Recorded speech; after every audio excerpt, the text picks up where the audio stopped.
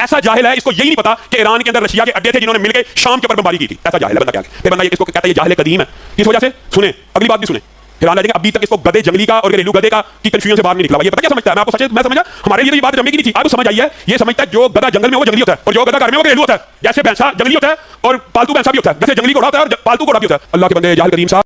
फिर दोबारा से वही हरकत की। मैंने आपको साफ बैठ के कहा था, सूरह हुजरात की आयत सुनाई थी आपको, कुरान में लिखा हुआ ला यसखर नहीं, मगर तूने नाम बिगाड़ने बेटा, तूने बिगाड़ने ना, बस तरबियत नहीं बदल सकती। जबल जबल हिल जाएगा, जबिल्लत नहीं हिलेगी। 3 पॉइंट्स हैं आपके लिए। पहले पॉइंट, हशाम साहब गुजारिश है, आपने मुझे खुद कहा था साथ बैठ के, आपके भाई इंजीनियर हैं, खुदा का वास्ता है, अल्लाह का वास्ता है, उनसे पूछें अगर उन्होंने किताबें पढ़ी थी कि फिजिक्स के कौन से प्रिंसिपल्स लगते हैं, माइक्रोफोन का असल में मकसद क्या होता है। पहले ये सोच लें, माइक ईजाद करने के पीछे मकसद था, वो किसी ने आपको उल्टा बता दिया।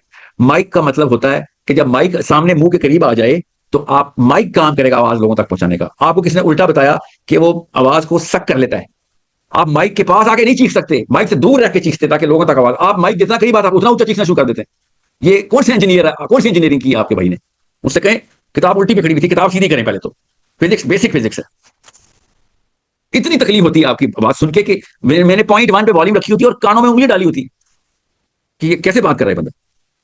दूसरा, जैसे ही आपके भगवान को पकड़ा जाता है गले से, अचानक गधा गधा हराम है, गधा हलाल है, गधा हराम है, ऐसे शुरू कर देते हो।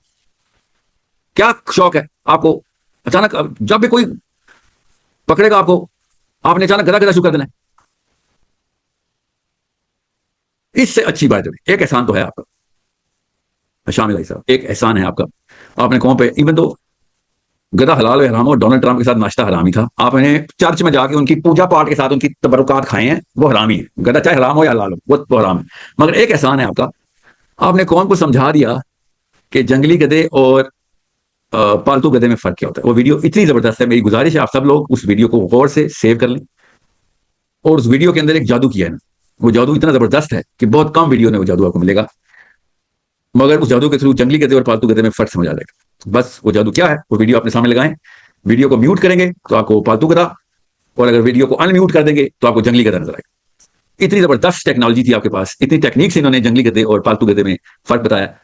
1200 साल से सारे के सारे उलमा कराम, एक तरफ फकीही मसला भी आपने हल करवा दिया, आपने इस्तिलाह और मुहावरे में फर्क बता दिया, आपने ये भी बता दिया कि बायोलॉजिस्ट को, मैं ये वीडियो भेजूंगा अमेरिका में नोबेल प्राइज के लिए, शहबाज शरीफ को भेजेंगे कि सर नोबेल प्राइज कैसे जीता जाता है, नोबेल प्राइज इन बायोलॉजी के लिए शहबाज शरीफ साहब को भेजे, वो रेकमेंड करेंगे आपको नोबेल प्राइज इन बायोलॉजी के। जोलॉजिस्ट को भेजेंगे, किताबें अपडेट करवाएं, एजुकेशन मिनिस्टर जो भी है मरीम नवाज से कहें पंजाब की किताबें अपडेट कराएं कि जंगली गधे और पालतू गधे में फर्क दिखना हो। तो ये है हमारा मैनुअल। इस वीडियो को जैसे ही अनम्यूट करेंगे आपको जंगली गधा नजर आएगा, और म्यूट कर देंगे तो आपको पालतू गधा नजर आएगा। पालतू गधा कैसे देखना है आपने गौर से देखें। उन्होंने इसका सबूत कैसे दिया कि मैंने बहुत आसानी से पूछा था सवाल, और आपसे नहीं पूछा था शाम साहब, उन छोटे छोटे बुतों से पूछा था, छोटे छोटे बुतों से, कि एक मुसलमान को मारने के लिए गैर मुसलमान अगर जुट जाए, आ जाए, हमला कर दे, और एक तीसरा मुसलमान आके उसको कहे मेरे घर में बैठ के हमला कर ले, तो सिंपल सा सवाल है, इसका जवाब दे दें। उस पर इस्लाम का फतवा क्या है? It is that simple. आगे से क्या जवाब आया? पालतू गधा। गौर से समझिएगा, वीडियो का टाइटल था जंगली गधे और पालतू गधे में फर्क।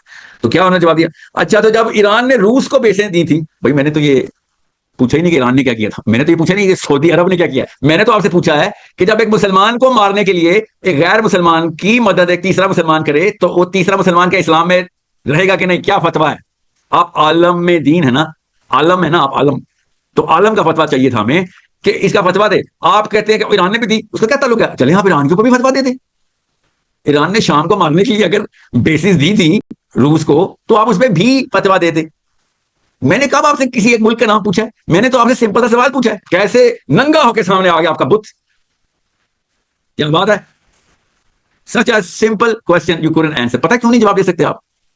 हम सबको पता है आप क्यों नहीं जवाब दे सकते।